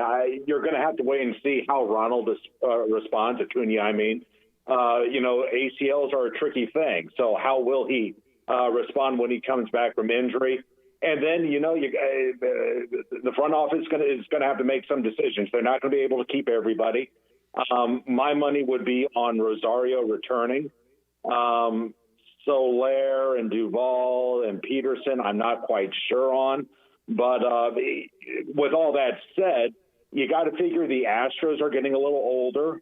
The Yankees, you're not really sure about. The Dodgers, I think the Dodgers will be a contender once they get everyone back healthy. You wonder what the Giants will be. I mean, are people going to know how to counteract them after the splendid season they had? But I think you can make the argument that Atlanta has a very good chance of going back-to-back just because Ronald Acuna makes them better, and Mike Soroka makes them better. And so getting those guys back in of itself will make that team a heck of a lot better. And I'm sure they will add some other pieces as well. But there's a very good case for this team. I'm going to be interested to see what the Mets will do. They have an awfully big payroll, and I think they will use that to their advantage, of course. As long as Dave Dombrowski is with the Phillies, I would not count them out either. But overall, I think the East will be better than it was this past year. But I still think Atlanta will be heads-on favorite to win that. And once you get into the postseason, if Atlanta pitches the way it did this postseason, they're going to be awfully tough to beat. If there is a DH, I mean, don't you think that Soler is still in the mix? A big guy that can hammer the ball like that. I mean, goodness gracious almighty. You could say he comes off the scrap pile from the Royals. That was a fascinating story the way they told it last night and said that, well, they got a guy that's a big bat off of the bench for you, and it turns out, no, this is more than just a big bat off the bench. Could you see him have an opportunity to stay with this team? It's hard to get rid of the World Series MVP. It is, but I think you also have to look at the entire picture, don't you? Yeah. He was not playing well in Kansas City, and he only played 17 games in 2020. I get that, but you wonder if it's a flash in the pan as well. And I think I'm sure they want to give him a chance. I mean, there's no doubt, and I know he's the MVP and all that, but if there's something better out there, or if there's someone in the farm system, then I wouldn't put it past the front office to want to go in another direction either. At the end of the day, Soler was brought in as a rent-a-player, and I don't think the expectation was to bring him back next season. Now, has that changed over what he did these last 3 months? Perhaps. But you got to look at the big picture as well, and this was still a guy who was kind of on the downtrend before he was brought over to Atlanta. Maybe he needed a change of scenery. Maybe he needed to play on a good ball club. But we'll just see. And I don't want to count him out, but I also wouldn't pencil him in either. So those are one of several things that Alex Anthopoulos is going to have to think about, as well as the rest of the front office. Josh Caray with us here talking about the Braves' stunning win in the World Series. There's so many good side stories to this as well. And one of the things that I was fascinated by, I remember in the 90s when it got to be so, especially in the late 90s, when it got to be so automatic, when they were winning 14 straight, division titles and so on, and the playoffs would start, the games wouldn't be sold out. They'd have playoff games in Atlanta, at the TED, and they weren't even sold out. They had the building packed last night with people watching it on the big screen from Truist Park. They had another 20,000 people in the Battery, hanging out and watching. This means so much, it seems like, and I wonder if it's just a new day for Atlanta Braves fans and Atlanta embracing this team. The struggles of the Falcons, the basketball team's playing better, but it seems like it's a baseball town. As much as the Falcons are the Falcons, and if they go to a Super Bowl, the place goes nuts. But it seems like this is more of a baseball town than ever, and it almost seems fresh the way these fans are reacting compared to the way it got a little stale in the late 90s.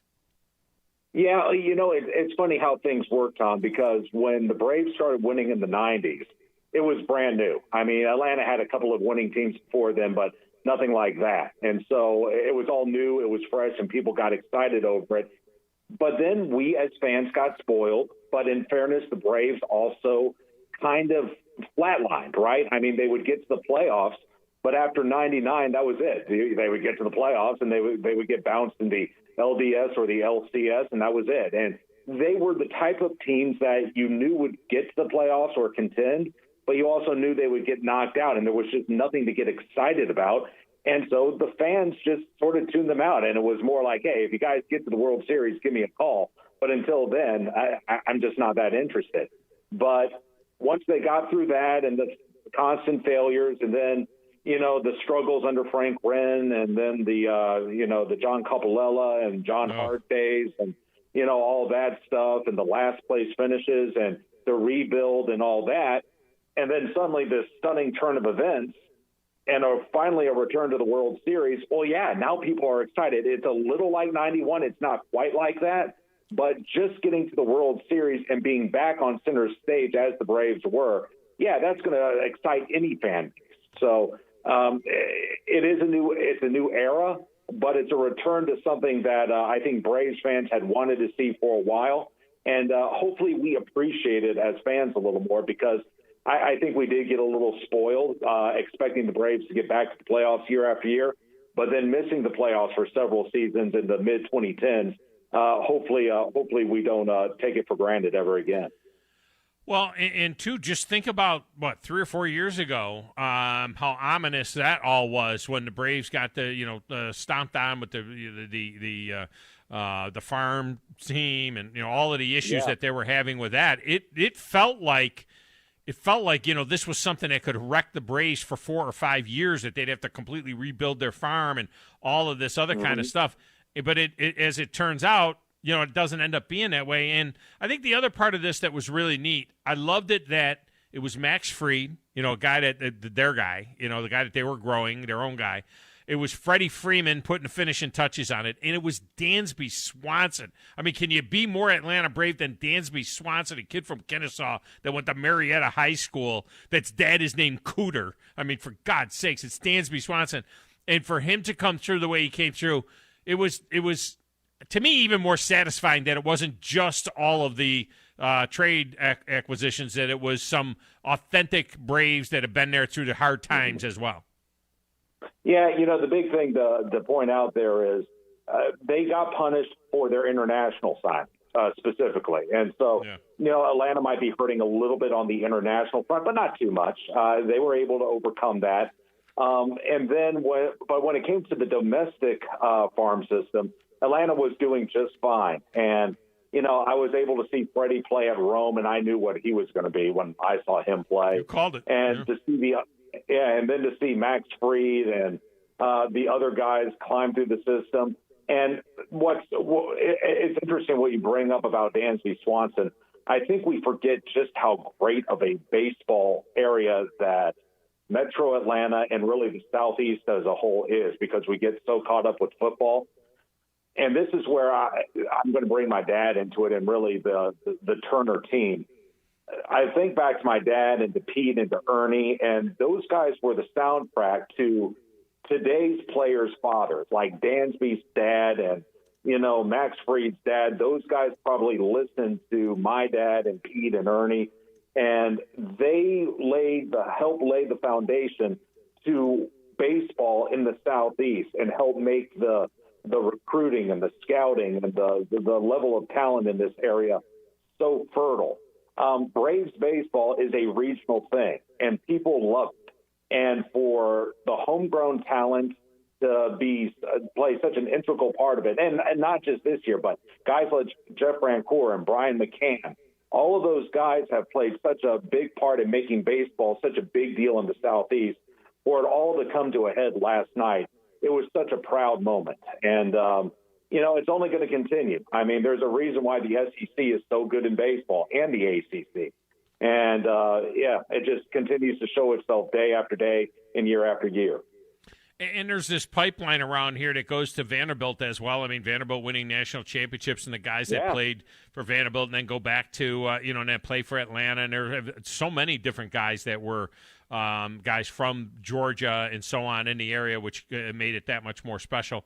When you were watching it last night and it was coming to a conclusion last night, how much of your own personal thoughts went back to 95 and Dad and all of those types of things? A little bit. I'm a little more practical, Tom. I'm one of those guys who I can appreciate. I see similarities, of course, but I can appreciate each team for its differences. And one thing I've learned about life, they say that there's 2 guarantees in life, death and taxes. But I'm going to throw a third one at you, and that's change. And at the end of the day, this team is very different from that one in 95. The one in 95 was very steady. They had been through a lot of wins, but hadn't gotten over the hump. This one was dead in the water, but they kept their heads above water and continued to stay alive, and they continued to build. They made some great moves at the trade deadline, and they really had to overcome a lot. And so it was a very different team. And so as I was sitting there, I thought to myself, yeah, it'd be great if Dad and Pete and Ernie were all here, and Don. But you know what? Time marches on, and this is a new era, and this is about these guys and what they've accomplished. And I'm just very happy for him. I'm happy for a guy like Freddie, who, like I said, I saw him play at the minor leagues, and I saw how hard he worked and how passionate he was about this game. I'm very happy for him, and I'm just happy for all the guys who have been with that organization for as long as they've had. Brian Snicker is a genuinely good man. I think back to all the years he spent in the minor leagues and the struggles he had as an interim manager and sleeping in his daughter's attic when he first got the job in Atlanta, and being able to accomplish what he has. The teams are just very different, and I hope that they get to. I hope they don't get compared to the '95 team, because they've earned their own right to be their own ball club. Yeah, and look, Snit was taking a lot of heat. 100 games in at 500, they're like, this shouldn't happen. This shouldn't be this way. I mean, he was getting hammered, at that particular point in time, and for him too, that's another great story. So all of those stories are tremendous for this team.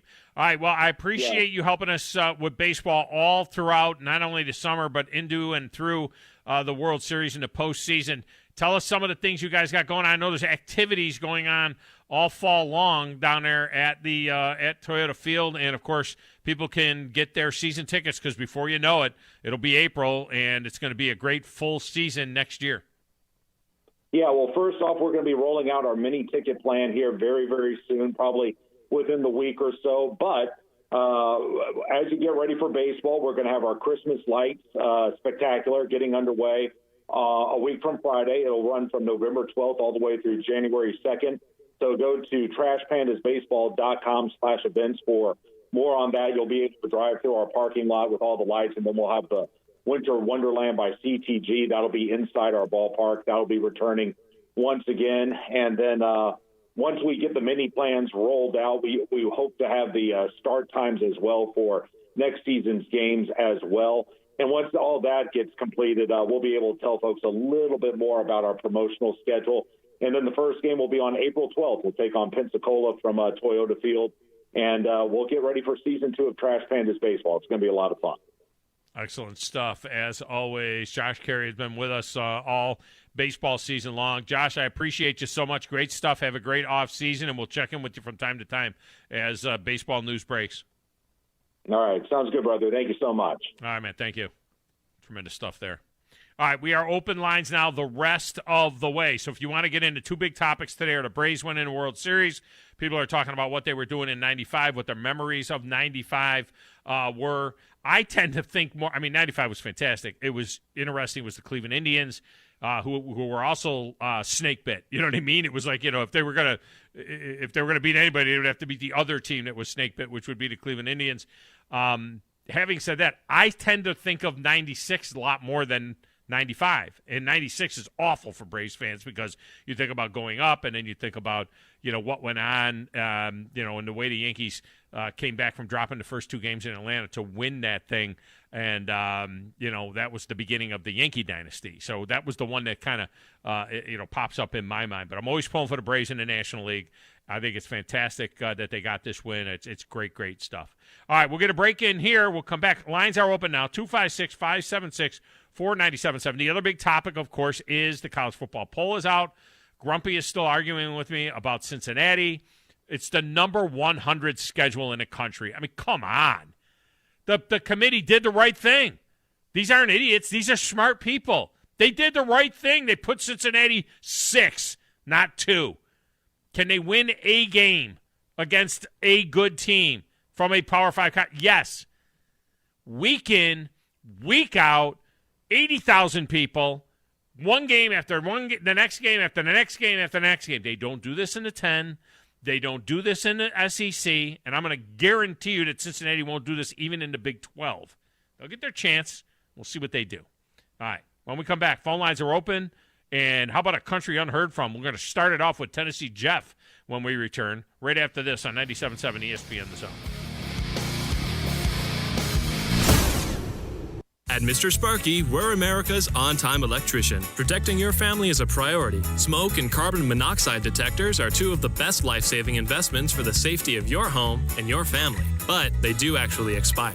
The expert electricians at Mr. Sparky will test and advise or install the best unit for your home. We'll get it done right and get it done safely. You don't have to put up with any malarkey. Call 888-8-SPARKY. Independently owned and operated. Licensed in the respective state or county.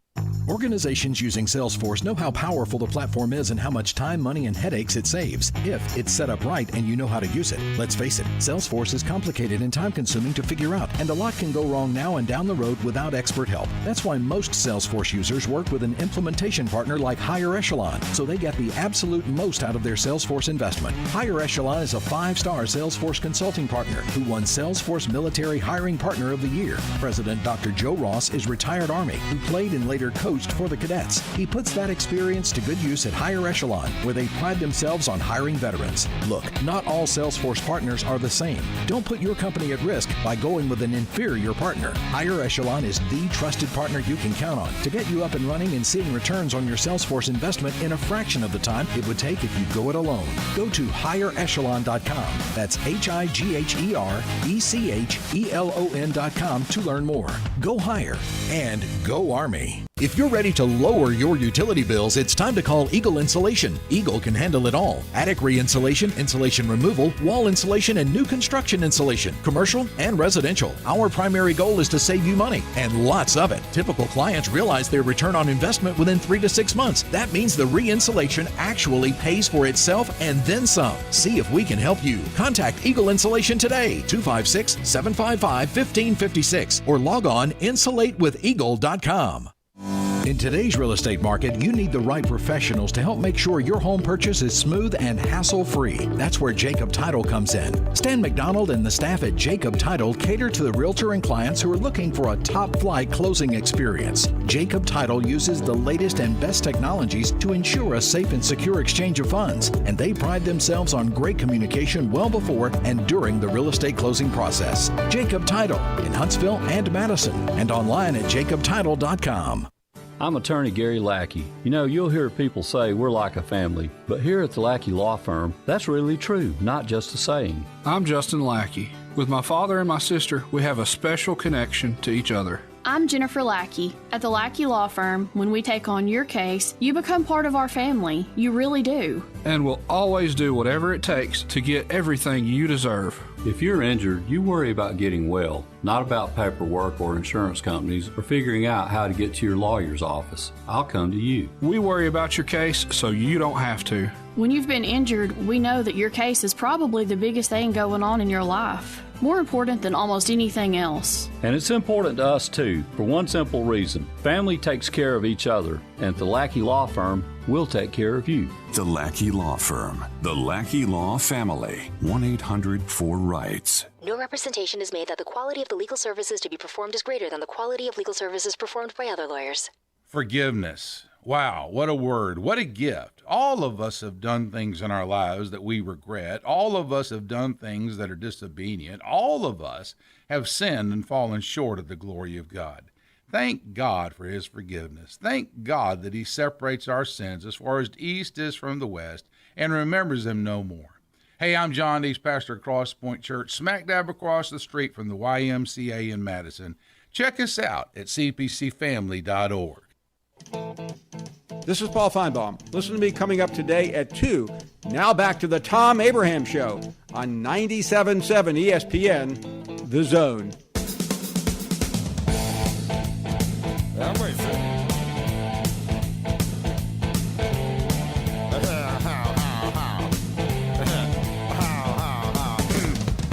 Segment of the show is brought to you by TOC Sports and the docs at TOC Sports. And hey, look, when When your doc tells you that you need to see an orthopedic, you tell him, I want to see the orthopedics at TOC Sports. He's probably going to refer you there anyway.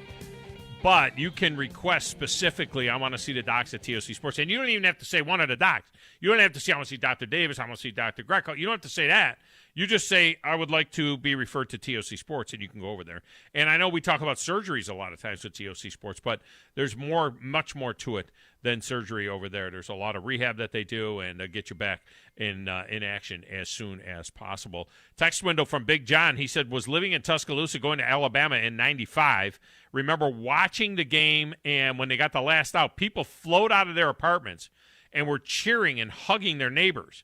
And then the chant and the chop broke out. You could hear the neighboring apartment complexes as well was as loud as any chant in the stadium. Big John, yeah. I was in the doctor's office this morning, and I went to see my doctor, Dr. Vinny Boombats. They needed to do a blood draw, which they ended up not being able to do because they didn't tell me that it was a fasting, and I had coffee and breakfast this morning, and now I got to go back Friday morning, but that's a different story. And I'm in there sitting there, and I got a Braves hat on, and dude comes over to me, old guy, comes over to me, and he's like, 2 thumbs up, they did it, and all this kind of stuff. And, yeah, I mean, it's Braves country, man. People are fired up about it. It's good stuff. All right, and Grizz isn't even wearing Braves gear. I thought for sure you'd have a jersey on. I know. I just dropped the ball on it. Trust me. What was I'm going to get a tattoo on my heart eventually. I think it was just Drew must have been wearing all kinds of. Well, he was wearing, like, the official postseason gear yesterday. Yeah. So, I mean, he had, like, head-to-toe, like, official postseason gear. He said he spent a buttload of money already on some stuff. So yeah. That's probably why I can't get anything right now. Right. He bought it all out.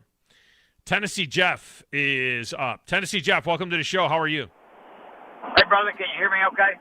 I can hear you okay. It's been a minute, man. Yep. 95, I remember the Braves, but I remember the Braves when they came from Milwaukee in '66. I was a Cardinal fan. Didn't really care for them, but I'm excited about the Braves winning in '95. The thing that marked '95 for me was the first play of the Alabama game in Legion Field when Peyton Manning hit Joey Kent for 80-yard touchdown. The band started playing. They never stopped playing until the end of the game when sophomore Peyton Manning was conducting it. They rolled about 40-something points on Bama and won, I think, 7 or 8 in a row. 9. But, 9. Nice. Great memories. I knew you were going to – I knew there was no way that you weren't going to roll out what you remember about 95 and have it not come back to Tennessee football, especially Tennessee football dominating Alabama at the time. I love this staff. We've got the best defensive coaching staff. Tennessee has the best defensive coaching staff I can remember them ever having. Rodney Garner is the real deal, as evidenced by Tennessee leading the nation in tackles behind the line of scrimmage. He is one great coach. So how confident are you with this game with Kentucky? I mean, you know, they're a small underdog. If they don't turn it over, they beat them. It'd be 3 in a row losses for Kentucky. Kentucky's reeling a little bit. I thought they were a little bit of a pretender. This would be a really good win for Tennessee. That's Kentucky. Tennessee and Kentucky played 135 times. Kentucky's won 26. So they're 26 and 109.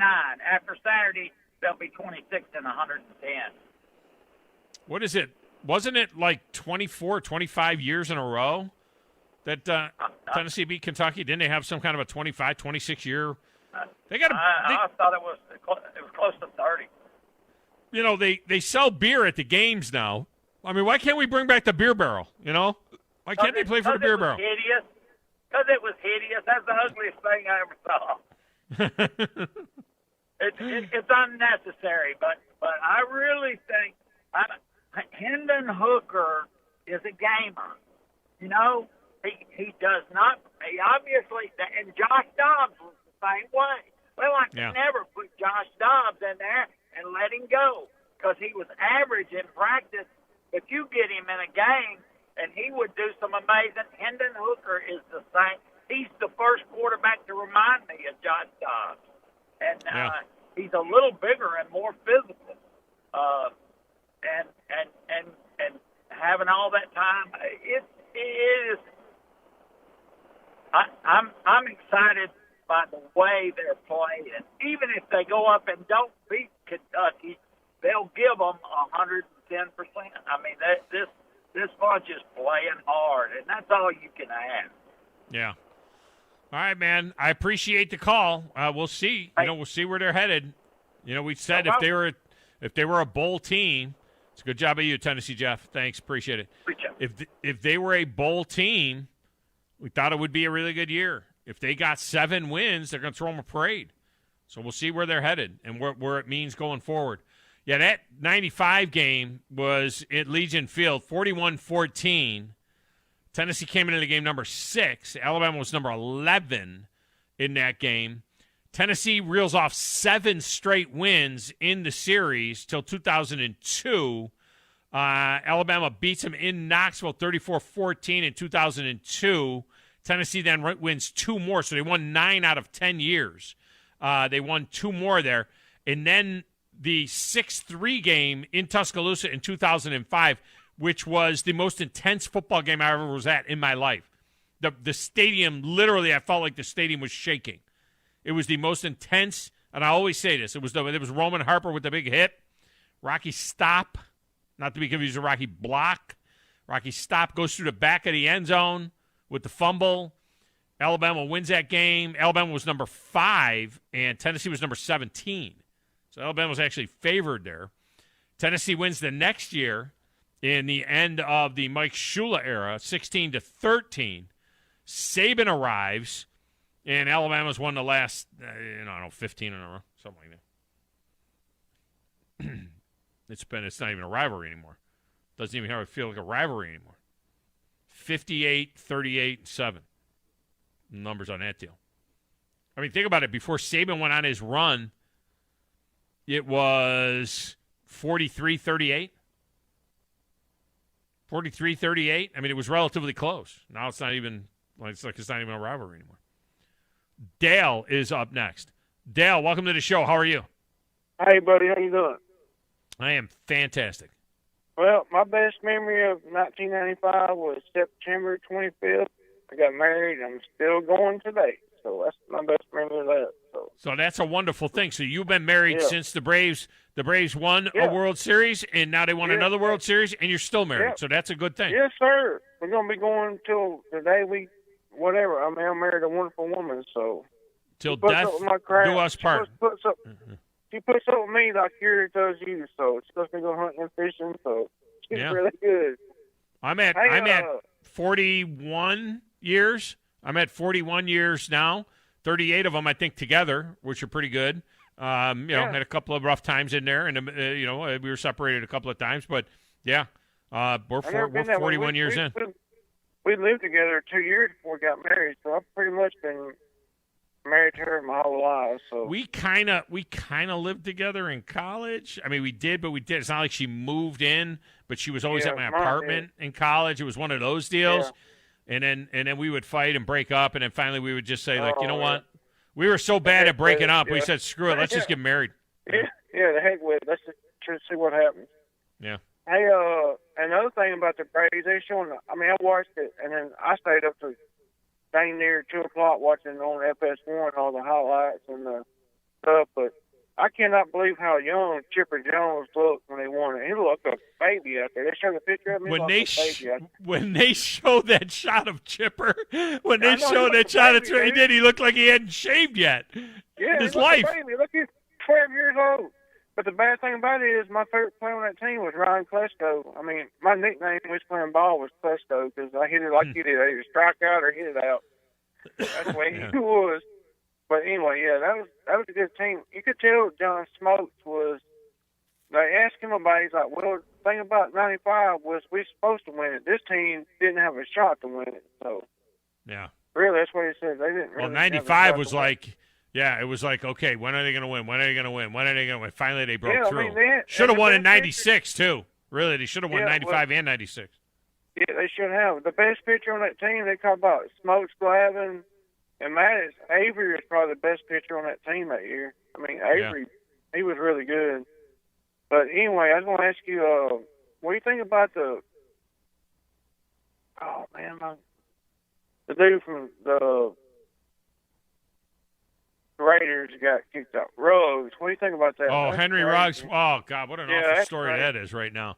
The Henry Ruggs Dude, story is terrible. He's you know, done, dude. I mean, if they don't put him in prison, there's something wrong with the justice system. Unless it comes out he wasn't drinking, but I mean, I don't see how he can get he's out been of that. cut by the Raiders. Yeah, He's he got facing cut 2 right away. felony charges. Oh, yeah, he's going to jail forever.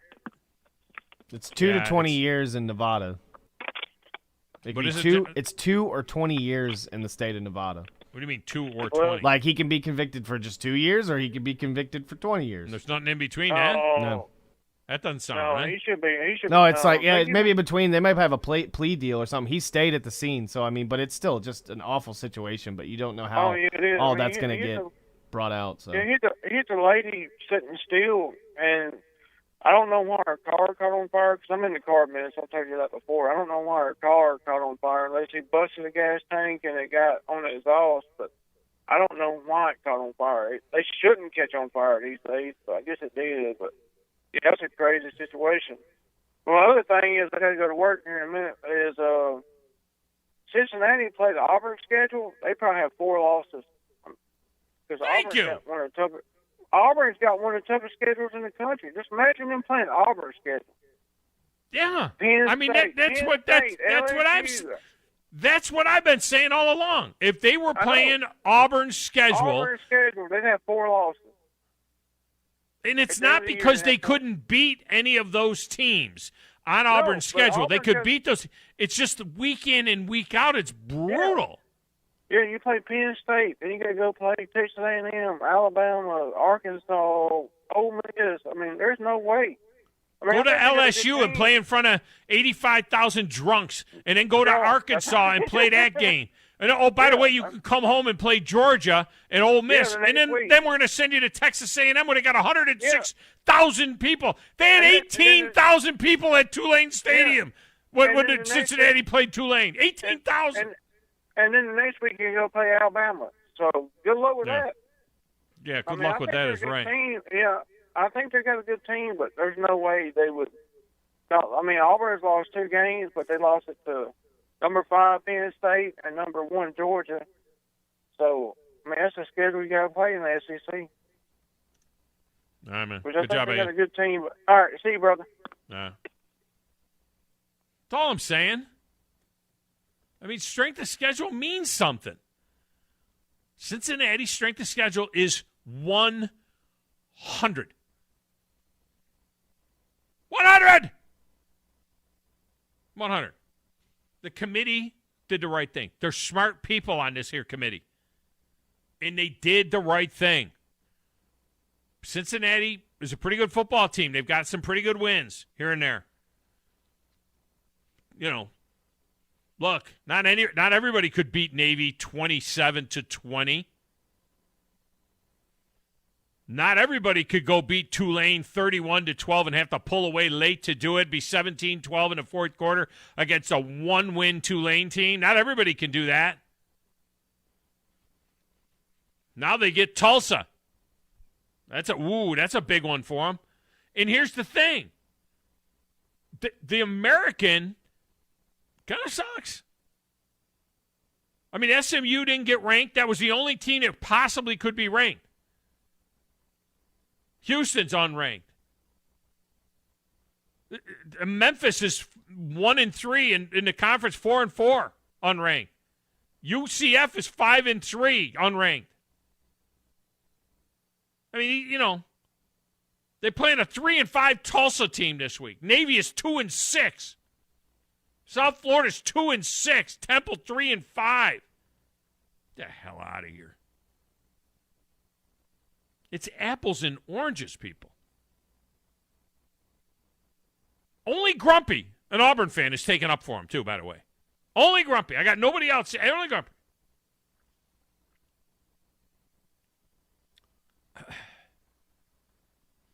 On Ruggs, I'm not sure who sent this in. Ruggs, that's the minimum and maximum sentence, the 2 to 20. It could be a minimum of 2 and a maximum of 20. But it's also, I read something else.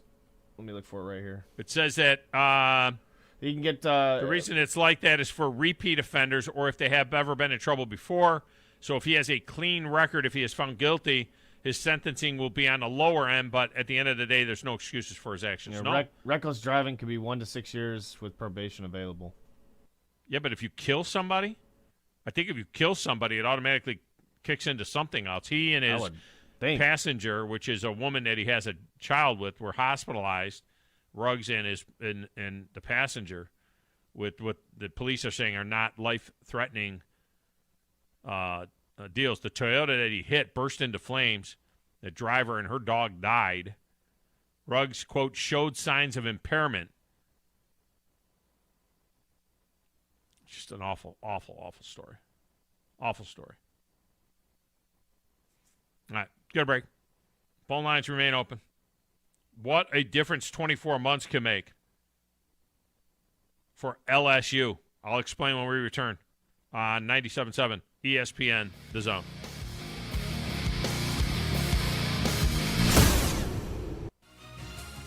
You're listening to the Thom Abraham Show on 97.7 ESPN, The Zone.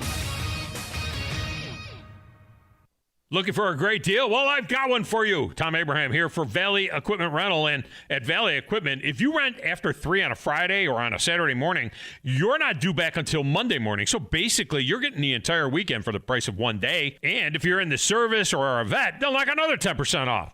Valley Equipment is locally owned and involved in our community through charities and even supporting local teams. And soon, they'll have a second location to handle even more equipment. Stay tuned for info on where that will be and when it will open. Thom Abraham here for my friend Brian Hamaker and his team at North Alabama Mortgage. Look, buying a home is the biggest purchase you will make in your life, and it can be a bit intimidating, so you want people that can help walk you through the mortgage process and get you the best deal possible. That's what North Alabama Mortgage does, and they do it in Alabama, Tennessee, and Florida, from first-time purchases to refis, conventional, VA, FHA, and USDA loans. They have the solution at North Alabama Mortgage. Visit NorthAlabamaMortgage.com to learn more. That's NorthAlabamaMortgage.com.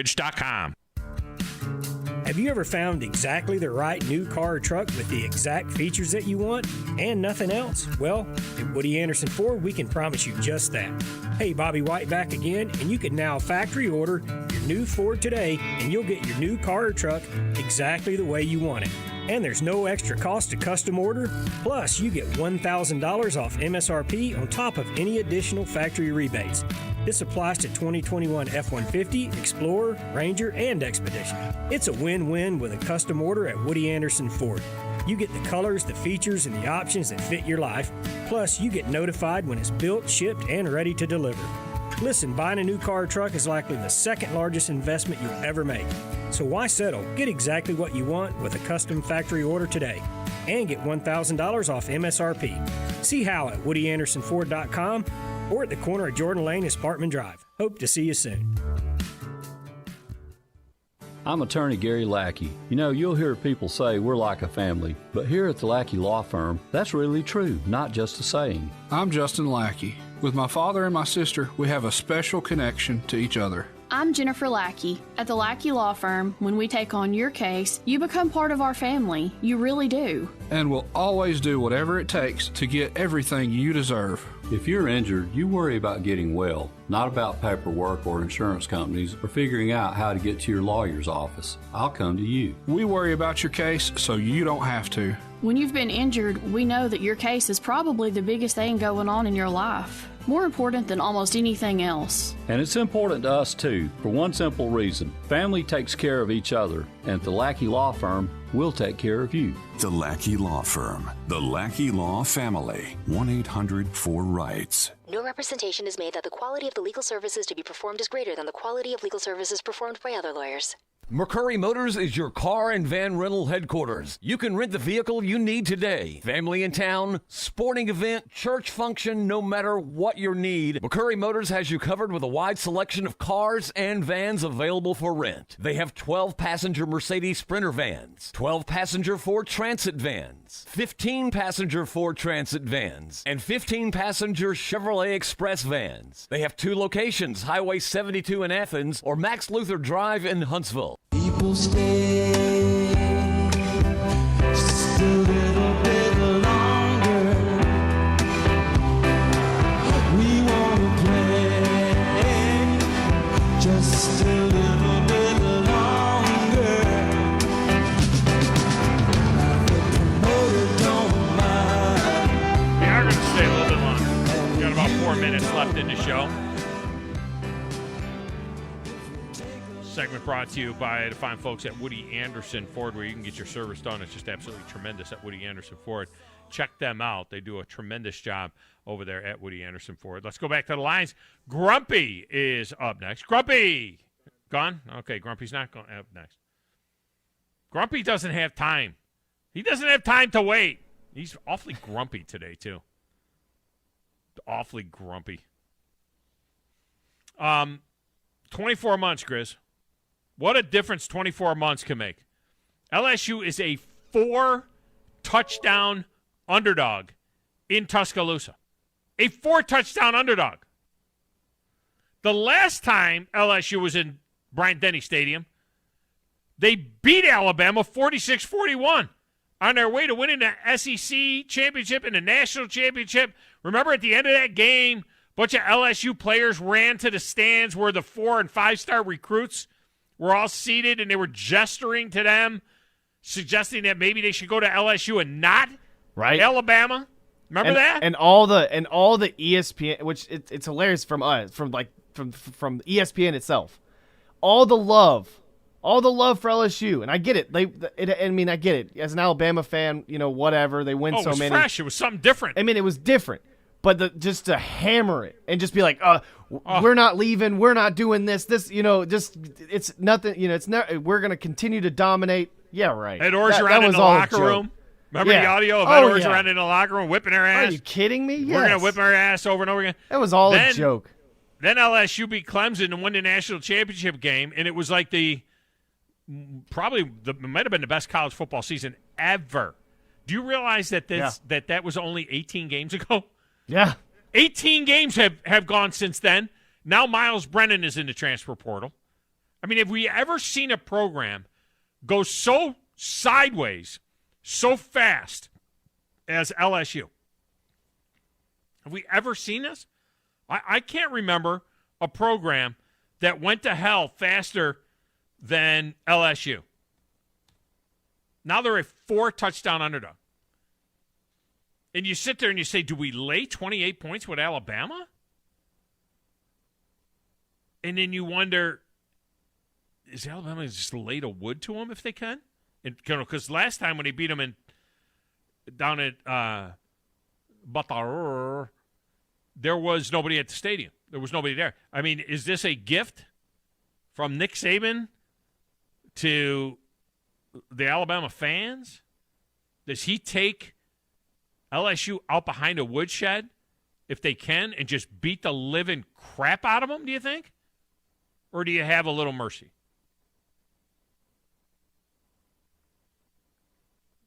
That's the way you got to look at it. That's the question that is, that is out there. Text window on Henry Ruggs. If there is a plea deal, it may be less than the 20 years. But it's a sad situation all around. Talent wasted, a loss of life, all boiled down to one bad decision. It's just so sad for the victim's family and the victim because we're not hearing about the victim. We're hearing about Ruggs. Well, because we know Ruggs, but the victim obviously first and foremost is the victim. Yeah. I mean, that's the one that is the one that we have, that the victim. That's the case, and it's just ridiculous that they don't call the Uber service that's granted to them. They don't call a friend. They don't have money to call an Uber. Yeah, it's like seriously, whether you have money or not, don't do it. Just don't do it.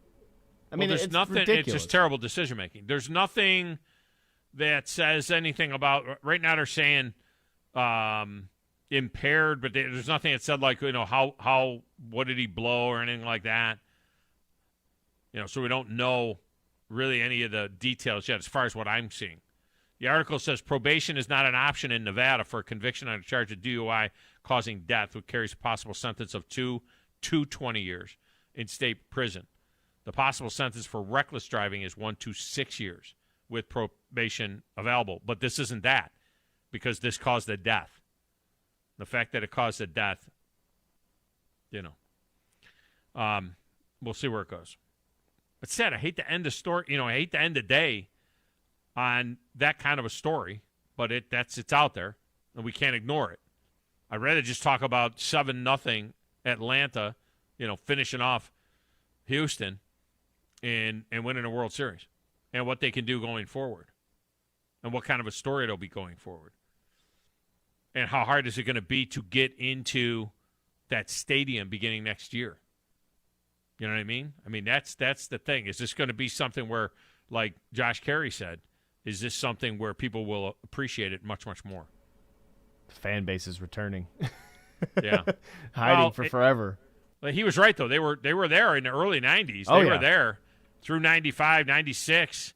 But then it got late. In the late 90s, it got, passé. And then they would have, playoff games, and there would be, 15,000 empty seats. It's like, yeah. It's the Braves. We'll go to World Series, maybe. It's crazy. All right, coming up next, Chuck Allen, Paul Feinbaum. The Drive. Where are the boys tonight? Are they in studio tonight? At the End Zone tonight. Okay. Drive is at the End Zone tonight. We'll check that out. Jones Valley End Zone? Jones Valley. Jones Valley End Zone. Go check that out. Hang out with the boys. I'm Thom Abraham. For Grizz, this is where champions are made. I'm just trying out all these different sayings. 97.7 ESPN. The Zone.